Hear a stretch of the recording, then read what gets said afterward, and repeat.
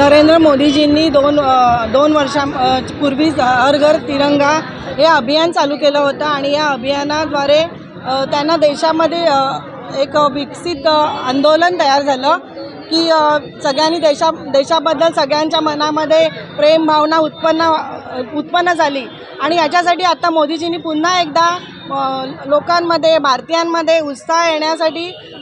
पुन्हा एकदा आम्हाला सहभागी व्हायला सांगितलं होतं। त्याच्याप्रमाणे आम्ही आमच्या प्रदेशाध्यक्ष चिताताई वाघ यांच्या आदेशानुसार आणि जिल्हाध्यक्ष हर्षलदादा पाटील आणि आमदार पश्चिमचे आमदार महेश चौगुले साहेब तसंच आमच्या प्रभारी उपाध्यक्ष मंगलताई वाघ यांच्या मार्गदर्शनामध्ये आम्ही आज इथे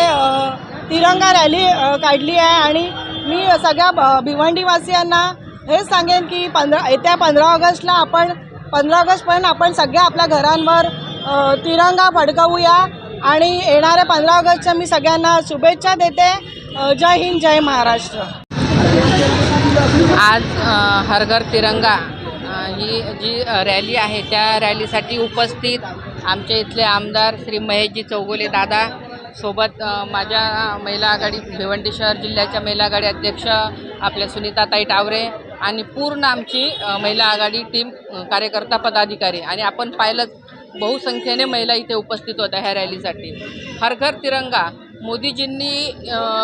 13 ऑगस्ट ते 15 ऑगस्टपर्यंत प्रत्येकाच्या घरावरती आपला तिरंगा फडकवून आपल्या देशाचा अभिमान जो आहे तो लोकांच्या मनामध्ये एक जिवंत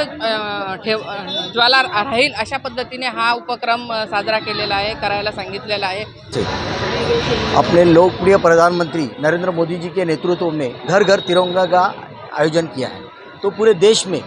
ये ऐसी रैली निकाली जा रही है और आज भिवंडी में हमारी महिला मोर्चा की पूरी टीम यहाँ उपस्थित है और पूरे टीम के माध्यम से आज तिरंगा रैली निकाली। जो मोदी जी का सपना है क्या देश प्रेम हर एक अपने देश प्रेमी वासियों को होना चाहिए, अपना देश के आदर सबको होनी चाहिए। तो एक नेतृत्व में हर बार कुछ ना कुछ ऐसा कार्यक्रम करते हैं कि उसमें देश का मान सम्मान बढ़े और देश आगे बढ़े। इसके माध्यम से मोदी जी हमेशा कुछ ना कुछ ऐसे कार्यक्रम रखते हैं।